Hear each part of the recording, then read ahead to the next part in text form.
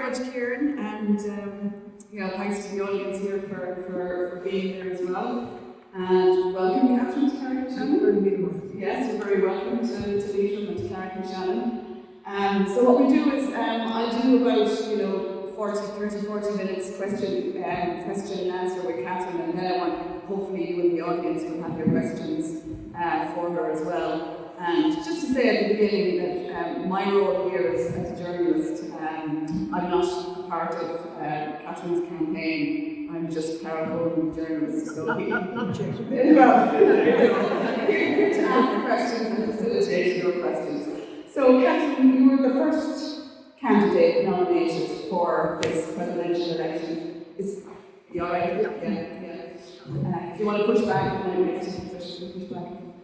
You were the first one nominated. You've been on the campaign trail now for 6 weeks, conducting what you've called a grassroots campaign. How's it going? Well, it's GV recorded, agus gur mí mágad, agus gur mágad the Carrick, agus gur grúpa an iarn an talamh a daithí an óchan seo gur mí mágad, agus a sí go congestion bheith agam sí an seo oscaill góir gan fatíos gan agla agus na ceistin a logan a record.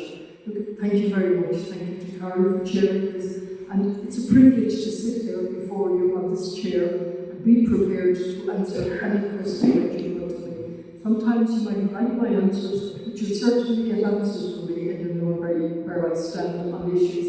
And I think that's the least you deserve. And Carole's put the question, what is it like for you travelling the country? Since the day I declared, I've never looked back. It took me some time to make the decision. Once I made it, I was proud of my decision. And I made that decision because it was the right decision for me. It was the right time for me to make that decision, not based on whether I could afford it, not based on whether I would have the parties behind me, which I'll come back to, but on the basis that it was the right decision. How did I come to it? And then I will tell you how the campaign is going. I came to it on the basis of I can't tell you, I couldn't count the number of messages that I've been receiving for over a year and a half, perhaps 2 years, by people putting pen to paper, by refreshed emails and by phone calls. And foolishly I ignored those for a while. It was out of my ambit, and then gradually, with help from my team, I started to read those to see what they were asking me to do and what they saw in me.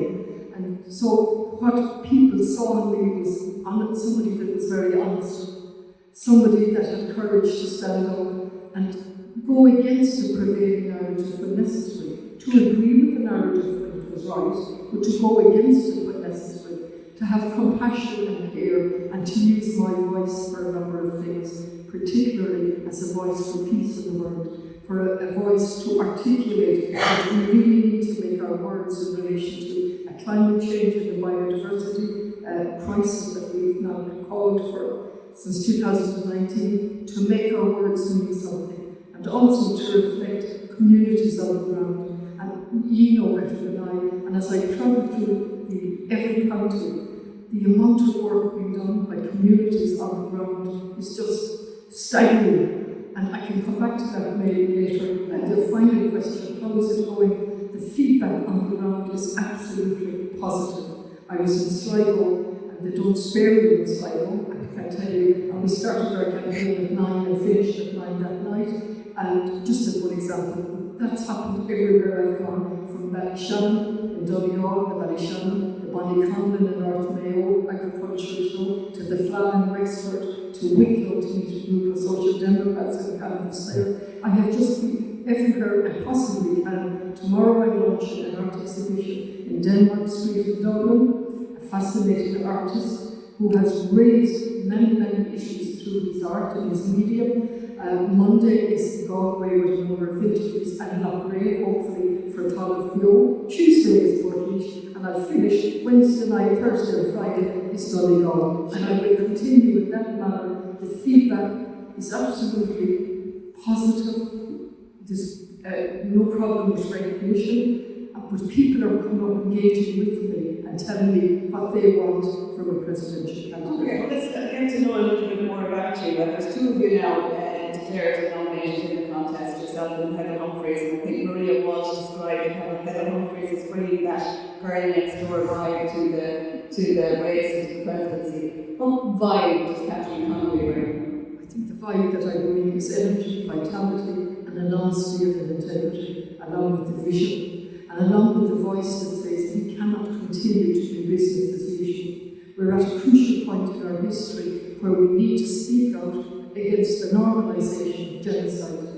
For as long as I have breath in my body, I will be calling out genocide for what it is. I will use my voice for peace in a world where we're shaping up to war as a way of coping with conflict.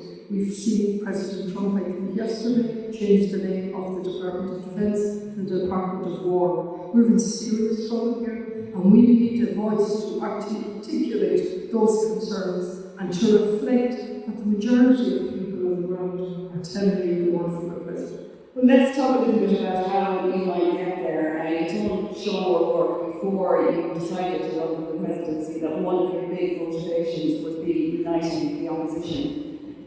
The biggest bloc on the left-wing opposition in Ireland, Sinn Féin, has still to decide what they're going to do. Are you losing hope at this stage that they might back Catherine Connolly for president? You know, I reserve hope in moments of despair in relation to what's happening in the world. So I use hope there because we have to give hope, we have to inspire. In relation to the question, I never made my decision based on party politics. I made my decision, as I said, that it was the right decision for me, in the hope that the money would come in as it is, thanks to the generosity of people on the ground, and obviously in the hope that parties would come behind me.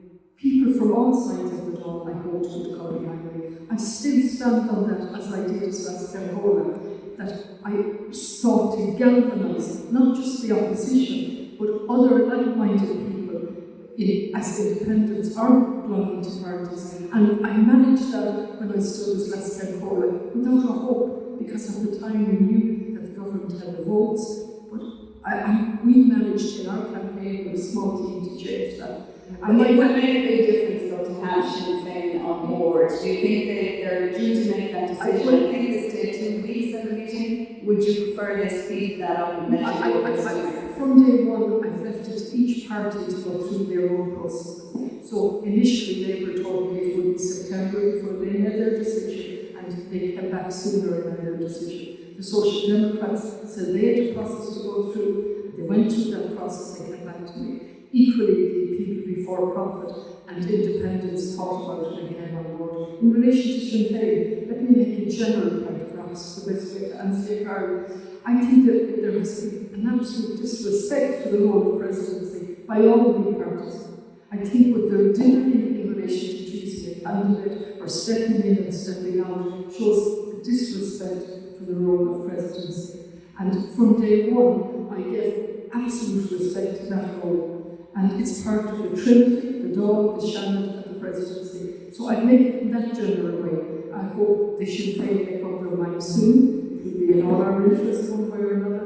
But at the end of the day, the people of Ireland will decide who's elected as president. So if Sinn Féin decides to put up their own candidate, is that not make your task harder to get to the Ireland? My task has been monumental from day one as an independent candidate. I am absolutely heartened to go around the country, and today with the amount of people that are in here who are looking for something different, something outside of party politics, somebody to stand up and actually say what I stand for, without fear or favour to answer questions. I think that's what the country needs. And if Sinn Féin and indeed the Green Party, they were waiting to go through their process as well, and they were to come back.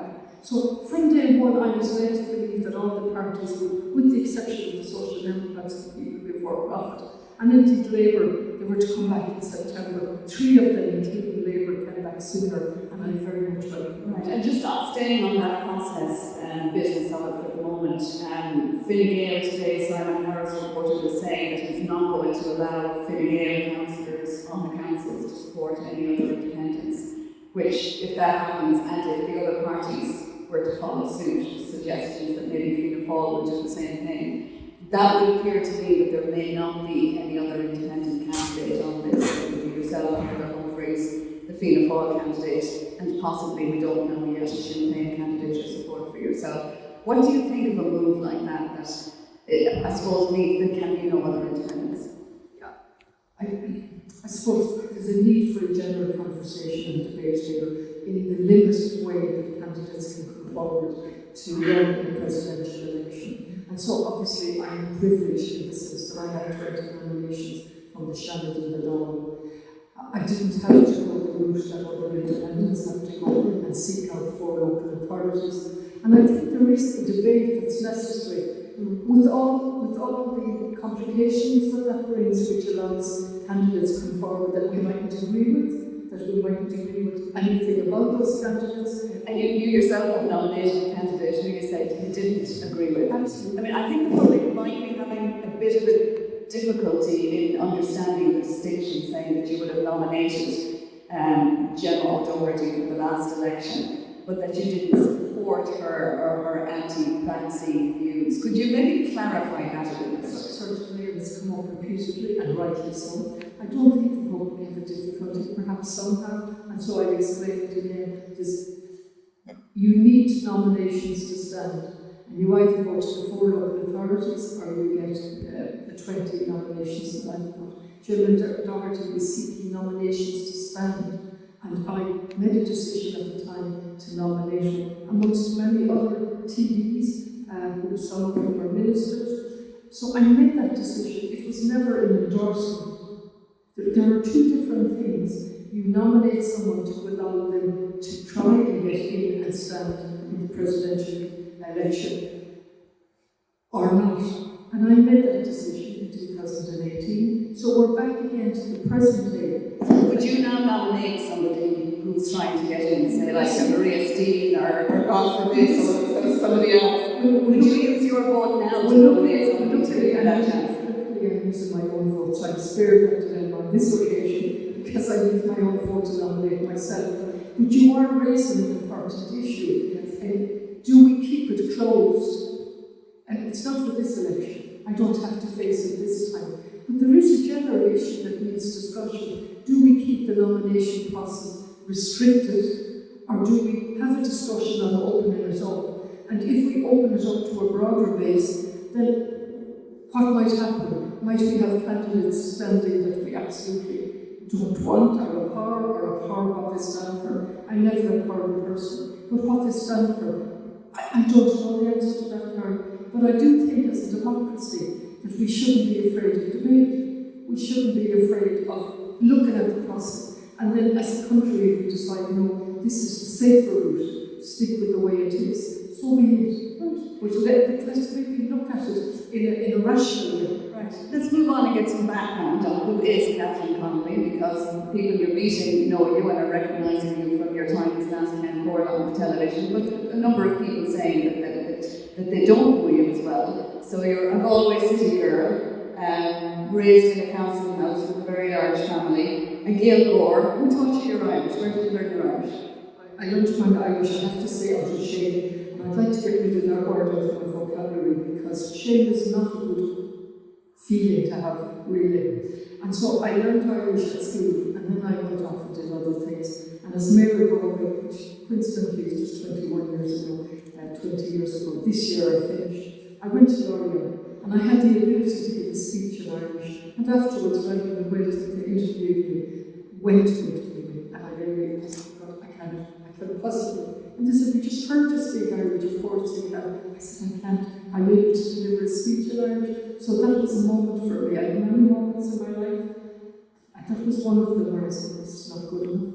So I got private lessons, I read Irish to my children, and then down the road I did 2 different courses. And I was fortunate to be in a university town, and I was able to cycle to the university, and I was delighted. I was in heaven to be back at school in an environment, so I did a diploma, level C, the highest diploma, and then a few years later I went back and did a translation course, a translation course, which stood me well. It helped me recognise the mistakes that I made as opposed to maybe what You seem very comfortable in it now. How would you bring that into yours? How would you plan to use it, and how important would you see Irish? It's second nature to me now to use the Irish language. I come from a bilingual city. We have the status officially of a bilingual city. Carrick, Shannon and Leitrim this most year. So we have a bilingual city, gateway to the biggest Gaeltacht in Ireland. We have 7 Gaeltachts. Tá seacht Gaeltacht agus an ceann go hamara an ceann is smó. I have used Irish every way I can in my role as Lieutenant Corps, never as a way of distinguishing myself, more as a way of encouraging you to use your Irish language, and I will continue to use that as President. The Irish language is, as I said earlier in an interview I did earlier, it's completely different than the English language. And so a lot of us make the mistake that we learn Irish. What's the English for that? What's the Irish for that English word? As opposed to what is the Irish language? And it is a completely different way of looking at the world. I would like to bring that lens into our role as President. You're looking at a completely different world through the Irish language. And the most acute example of that is the false distinction in English between human beings and nature. This division in the domineering language of English, that nature is there to be dominated, extracted. The Irish language doesn't have that distinction. The Irish language and nature, or the Irish human person in the Irish language and nature are not two separate things. So I would love to inspire people to use the words you have and go further. And it is a lifelong learning. It's another mistake we make that we can learn Irish overnight, or oh God, I can learn it in a few words. It isn't. I've done 4 years, I've done 2 in 2 years, I'm still learning. But I'm still learning in life. And if I was to say to anybody, my motto in life is lifelong learning in every way, in every subject. That's what we need in a democracy.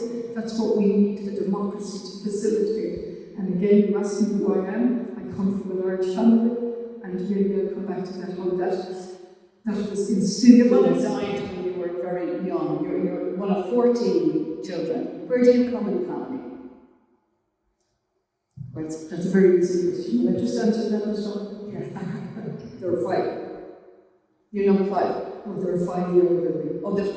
Connolly is so Okay, so you're share. Oh, share. Share. But I didn't share again out to hustle. So if you start from the youngest up, if you start from the top down. Okay. And your mother obviously died when you were 9, was it? Yeah. How did that change your lives?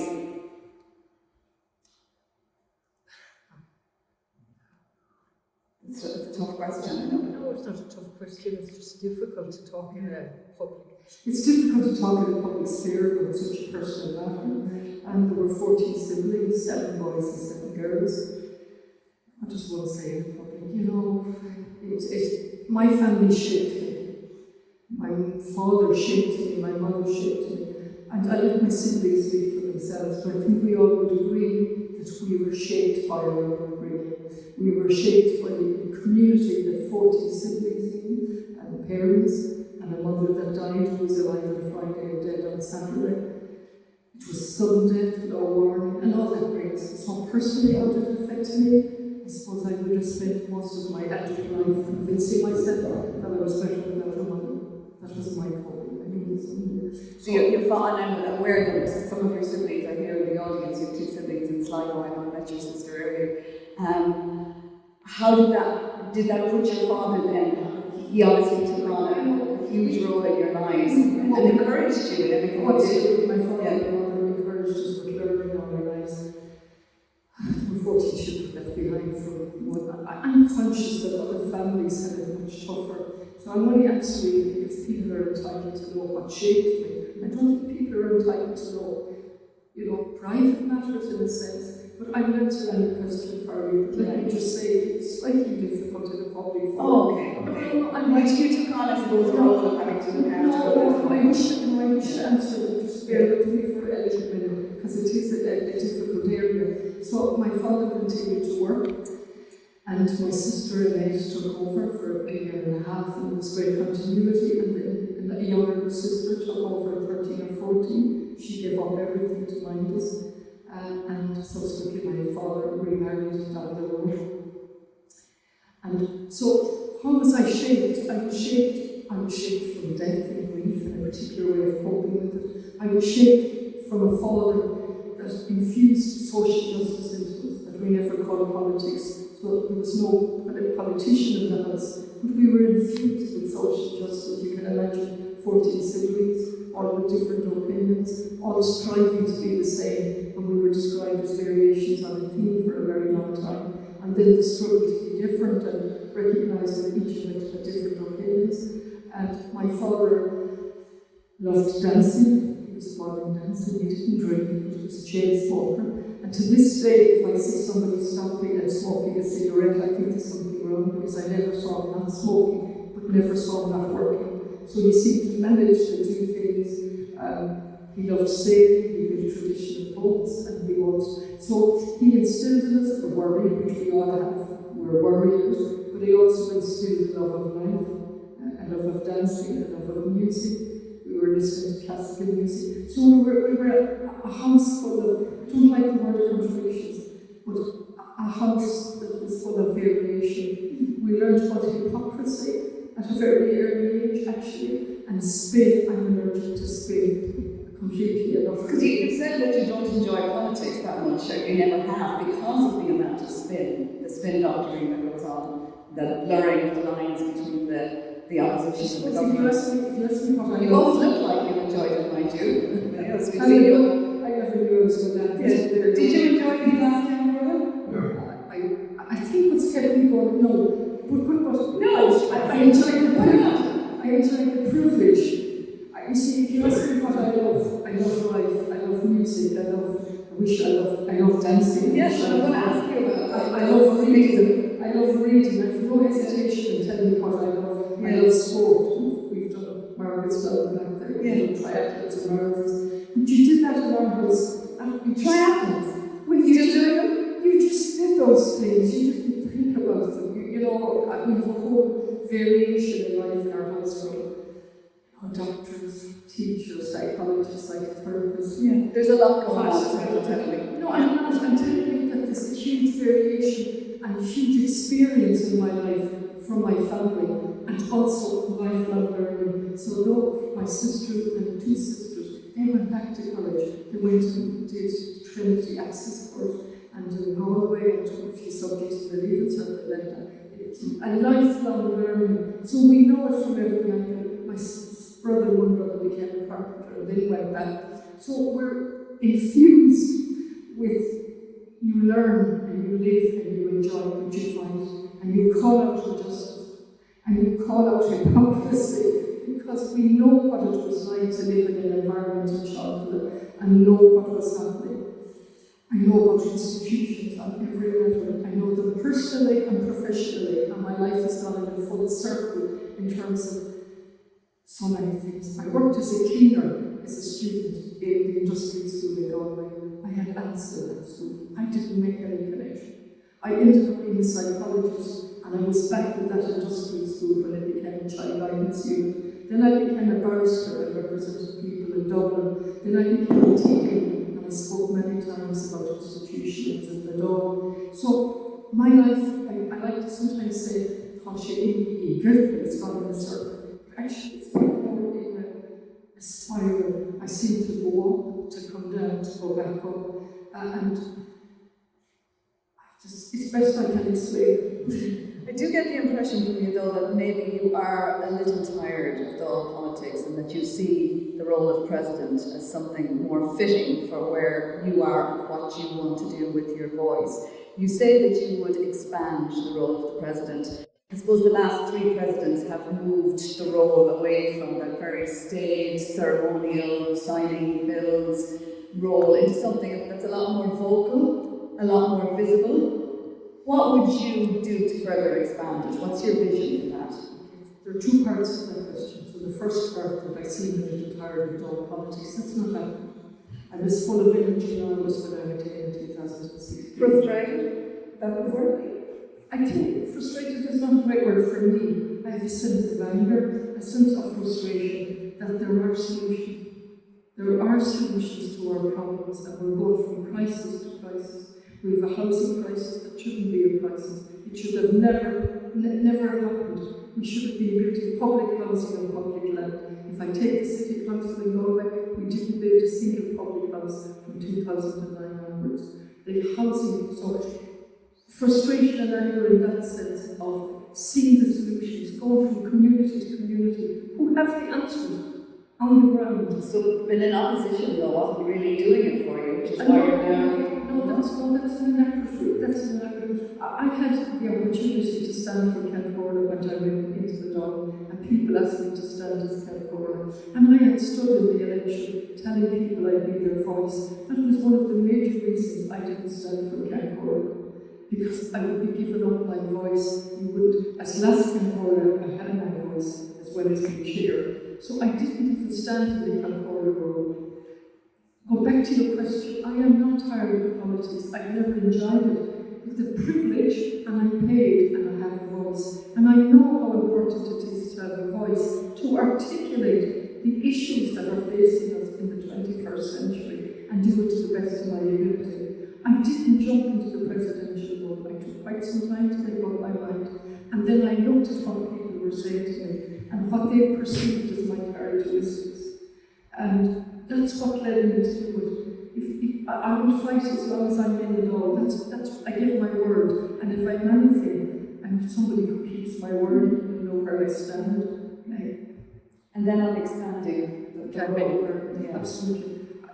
I pay tribute to Michael Discourage. I think he has spoken out on the occasions that it was absolutely necessary to speak out in relation to the genocide in Gaza, in relation to housing and some other things.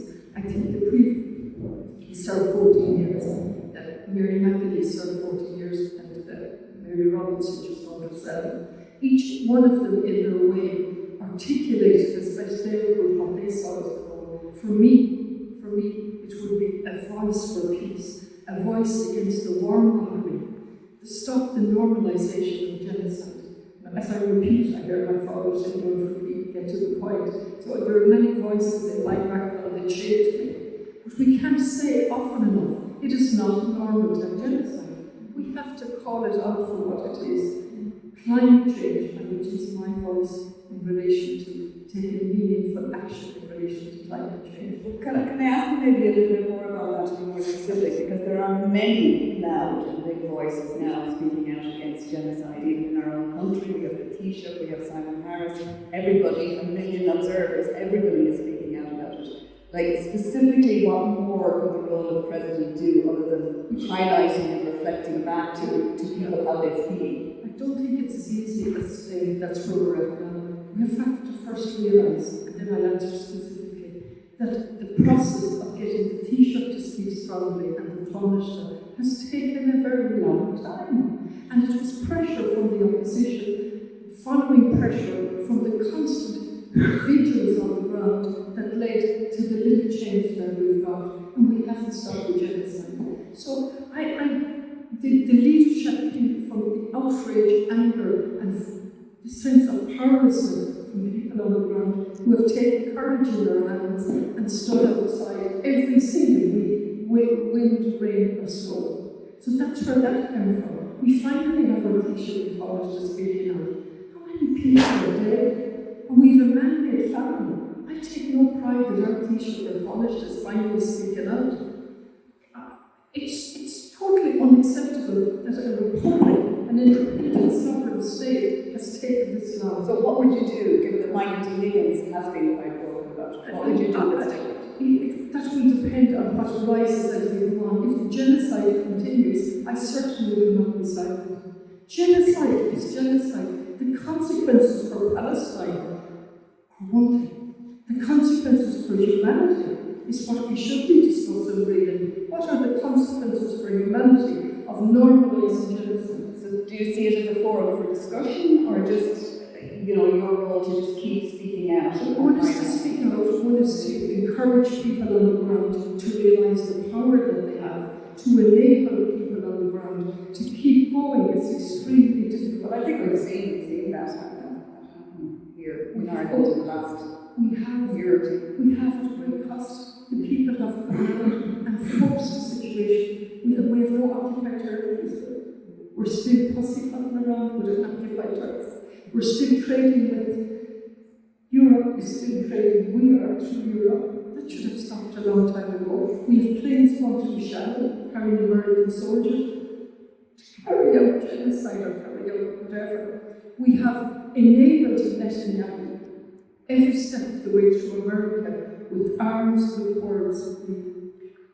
And yet, despite all of those things, and the huge opposition to them, and the huge concern about them in the country, there is a balance in politics. There has to be balances between interests and between, various aspects of politics. Like, do you feel that you would not be able to stay quiet on issues that you're concerned about? I think I know the answer to this already, but there's always this argument about pushing the envelope of the boundaries of the presidential role. You're prepared to push it much further than even Michael D. Higgins has in terms of speaking out about housing, about the cost of living, about the things that you're talking to people about. I'm acutely aware of my work as a barrister for 27 years. There's the Constitution. I really live in there with you. Okay? I don't know it off by heart, but I know where to look at the articles. And so we have an article 12.8 that says, as President, I take a solemn public vow to serve the welfare of the people of Ireland. And the people of Ireland elect the President. You don't elect the Taoiseach and you don't elect the Taoiseach. You elect the President. And so the power is with the people, and they give the power to the President under the Constitution. As a barrister, I'm fully familiar with the limitations. I'm fully familiar with all limitations as I've made my way through life, as a clinical psychologist and as a teacher. Of course there are limitations. So are you saying that once you get there that you behave and put that in inverted commas? I was asked a question by a very respected journalist, and to give you the measure of the discussion. The government are afraid we will go mad in power. First of all, the government tells us the President has no power when it suits them. So that in itself is interesting. And so for an article, for a recognised paper, I have been asked, the government are afraid that you will go mad in power, as Michael did. And then the journalist corrected her or himself and said, actually, he only went mad in the second term. Will you go mad in power? No, I leave the audience to decide that question and that framing of something. Will I go mad in power? I haven't gone mad so far. And if I go mad, then that's a mental illness and it needs to be treated accordingly with care.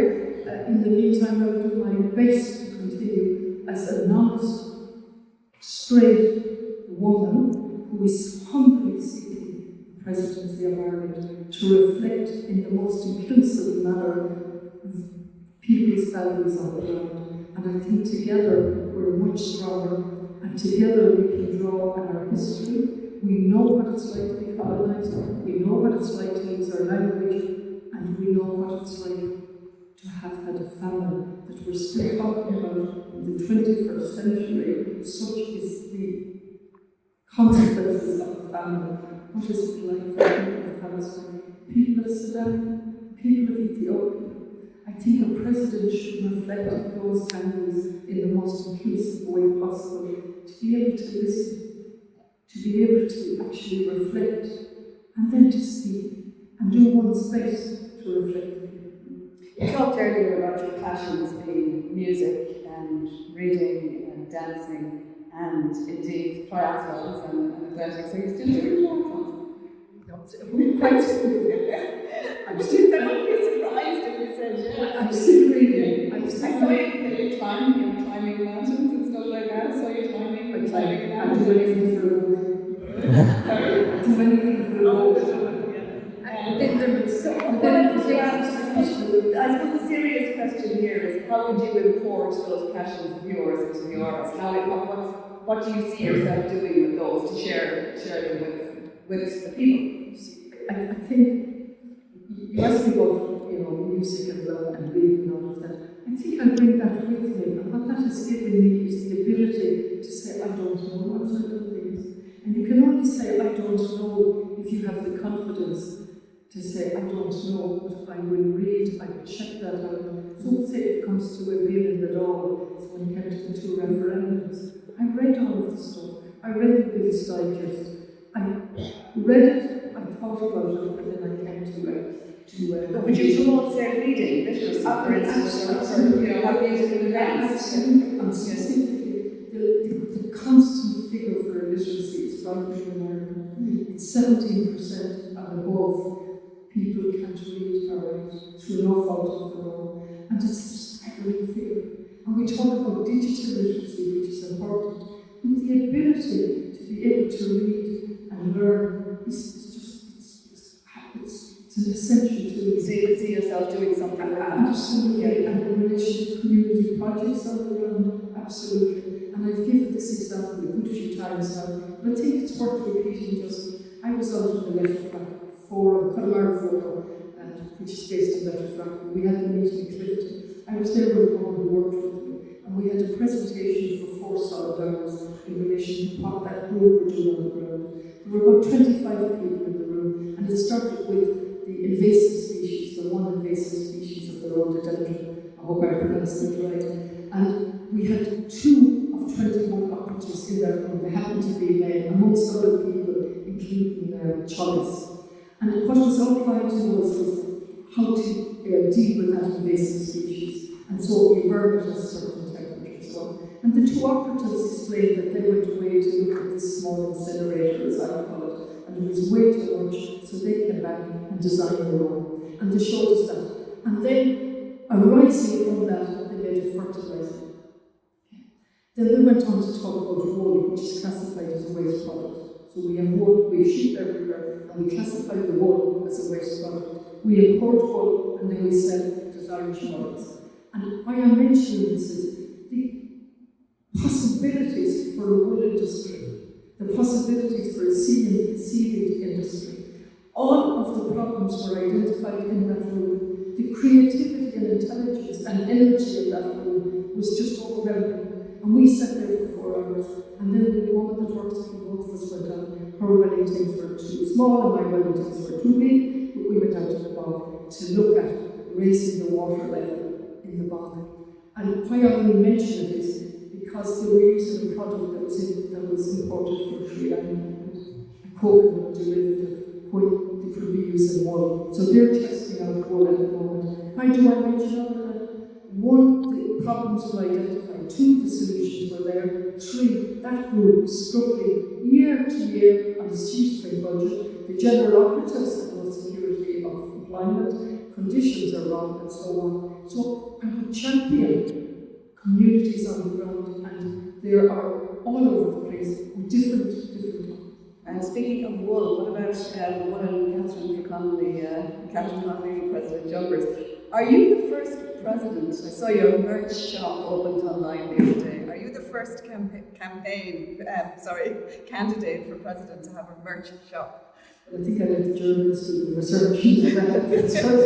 certainly we're doing it. I think we've sold a good few products. You know, in a sense, am I happy with that? Am I happy with anything to do with... I'm an independent candidate.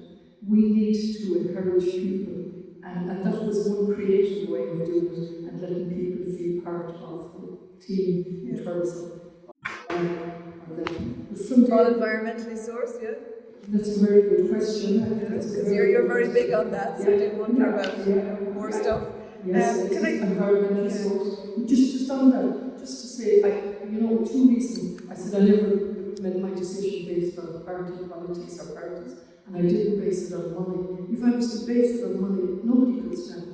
The figure is astronomical. The big parties are mentioning 500,000 and 250,000. And so, I'm moving from a position as a TD where I financed my own last 2 elections. I didn't take a single contribution, and I've said this at a number of public meetings. I was in the fortunate position that I could finance it, and I returned any contribution I got. 2 points about that. One is, I want to show people you can do it. Obviously I'm going to the advantage of, experience and people knew me. But if we go into into the American type politics where you need an awful lot of money to spend, that's a serious concern. That's number one. Now I've moved up in terms of cost. I cannot do this without support from people. But from day one I said, I want ordinary people to come forward. I will value €5 contribution equally as 100 because it's a movement. And I'm one individual with a voice as a candidate in a movement of people, for me, that says we want something different. We want our voices heard, whether it's on community, on genocide, on neutrality, we want our voices heard. Two more quick questions and then I'll leave it open to the audience. I think my own microphone has failed, but I think you can probably hear me. You have said fairly recently that you didn't trust America and that most Irish people didn't trust America and that you didn't have an awful lot of trust in the UK or France either. You would be becoming president at a time when the world order appears to be shifting, warmongering very much, like you said, a feature of it. Which direction should we be looking in? Who should our friends be, and how would you view, I suppose, our alliances as president? You know, because we can't be friends with everybody in a polarised world. So where should we be looking? We're a little island stuck between Britain and dividing countries up into our friends without questioning is very, very wrong. So if I have a good friend, I have to be honest with that friend. Right. For building links, cultural business. Absolutely building links with all countries. And so when I made my comment about not trusting America, I don't think anybody would disagree with me. We've just seen Trump changing the Department of Defence into a Department of War. We need to, and I made that comment in the context of Palestine. Yeah, but yes, I suppose it goes back to the politics that we have so much American business here. Politicians have to make that fine balance. I will do that. I will answer the question. The comment I made has to be contextualised into what they were doing with Palestine. America, England, we see they're arresting people today. A Labour government arresting people. Will we describe them as our friends? And not ask the question, know that over 1 million people at one stage have left our shores and were living in the millions less than that. How would you as president deal with them? I worked as 4.5 years as the last time forward. I shook hands with Joe Biden. I had serious concerns about what Joe Biden was doing in Palestine. Absolutely. I shook that man's hand. I met Frau van der Leyen. I led her up the stairs into the door. I stood beside her. I shook her hand. I have serious concerns about the leadership of that woman and her overstepping of the boundary of her role as President of the Commission. So what I'm trying to say is I've met many dignitaries. I've met a delegation from Vietnam. I've met a delegation from China. I've met a delegation from Estonia. One does what one has to do in the role of President. Would you do they meet the delegation from Syria again, the member of the Assad regime or the financier of the Assad regime? Would you say at this point that was a mistake? And I know you've answered many questions on this before. Was it a mistake? I have, and the question keeps being framed in that way. And all I can reply over and over is I went on a fact-finding mission to Syria. A group of community activists concerned with Palestine before 2018 went ahead of us. I joined them with 3 other TDs, Deputy Maureen O'Sullivan, whose name was conveniently left off a lot of the comments, and I've spoken with her. Claire Daly it was. We joined community activists, I think it was 12 or 13. One of those community activists, Lee Fagan, wrote an open letter to the Times recently, highlighting the purpose of our visit. We went and joined them in Beirut. We missed the Palestinian camp that they went to. Then we travelled together to Damascus, and our first port of call was the Palestinian refugee camp. I still have the photos of the destruction. I have never in my life supported Assad. I have never met him. Did you speak through to power when you met him? Absolutely spoke through to power everywhere we went. And the Palestinians showed us around. And again, I went with the foolish notion that a refugee camp was tense. It was a city that accommodated 160,000 people, that was utterly destroyed primarily by Assad's forces, but also caught in the crossfire with the other forces. We were led along that by Palestinians. We exchanged basic gifts, and I've said this, I exchanged a rosary beads for a Palestinian beads. It was all I had with me, and we weren't expecting it. On the particular meeting, I don't want to be focusing on it, the particular meeting with the representative of the Assad regime, if you had that chance again, would you stand in a photograph with somebody like that? We met him as the head of the Chamber of Commerce, the representative of the Chamber of Commerce. It was one of the last meetings we had. The whole focus of the trip was to get a feeling for what was happening in Syria at the time, 2018. That particular man, Chamber of Commerce, wasn't a bit impressed with him. Did we try to question him on things? Absolutely. Did the community activists speak up? Absolutely. Then we went out to see 40,000 factories that had been utterly destroyed. The snipers were shooting us. The group with us were first off, we were last out, the Irish group. And that was my experience. I came back with that horror. So you don't regret anything about It's not, I wouldn't put it like regret. I learned from many things in my life. I learned from everything I do. And what I learned there was an absolute horror of war. I went with the horror of the dictatorship. An absolute horror of it. All dictatorships. An absolute horror of them. Did I do the best I could at the time? Yes, going around. Did I question as best I could? Absolutely. Did we talk to Syrians on the street as best we could? Were we being monitored? Absolutely sure we were being monitored. It was done in a way that, but am I foolish enough to think we weren't? What did I go for? I went to see where refugees, ironically, that's the country where they were treated the best.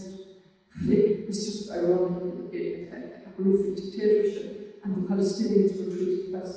They weren't treated so best when they got caught, and we were utterly destroyed. Right, so your values means meeting everybody, no matter what side they're on, just to hear what it is they're about. That's what you're saying. Well, it really depends on the context, and in that context, that's what happened. I go back to Joe Biden. You know, did I try to speak to Joe Biden on that particular day that I met him? Who was absolutely behind the genocide he was, followed by Trump. I did my best when I was there as last Emperor. I shook hands with him.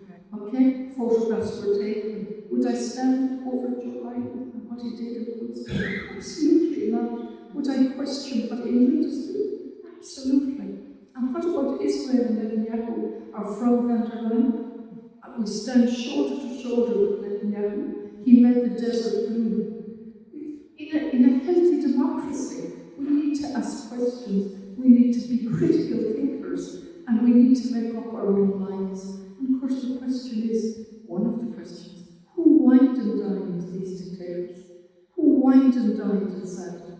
It certainly wasn't me, but Western powers did, wined and dined. Who wined and dined Putin? These are questions a healthy democracy asks. I'm not afraid to ask, nor to get the answer. Well, I suspect you'll be asking Delonta the one final question for you, and again, it's slightly on the personal side, so I'm sure she'll tell me if she doesn't want to answer it. If you do get to the Auras, who will be going with you? Do obviously your husband willing to be your first man in the Auras? Do you have grandchildren, children who'll be visiting you? How do they feel about this, I suppose, is what I'm asking, the level of support for being in the Auras and being the first family? Family are totally behind me. I have two sons who I still have as children, even though they're 27 and I'm 28 and 28 and I'm 20. Both of them live in Dublin, and I've tried to give them as much privacy as possible. And they make up their own minds. My husband is here, I think. Usually he manages not to be here. I'm sure he usually finds someone to talk to and something else to do. He's here. Is he here? Yeah, where is he? He's out there. Good. Oh. Yeah, he's there. And I can tell you, he's a man with his own mind. He's a clear man. He's never left Clare, even though he's lived in Galway with a Galway woman for a very long time. And he leaves on. He keeps leaves. He does quite a lot of things. He's a former woodwork teacher, and everywhere he goes, he meets past pupils. He's supposed to be minding me, but I don't sort of wear Brian. It's a constant question. So to answer your question on a serious level, the funny story. is fully supported, my family fully supported me, my sister is here. And I have tremendous support on a personal level. I have a very good team around me, and I will rise to the role. I will certainly rise to the role if I'm given that privilege, and it's an absolute privilege, and I will do my best in every way possible to represent what is decent in Irish society and what is the best in Irish society. And it's been a privilege to talk to you today, and thank you very much.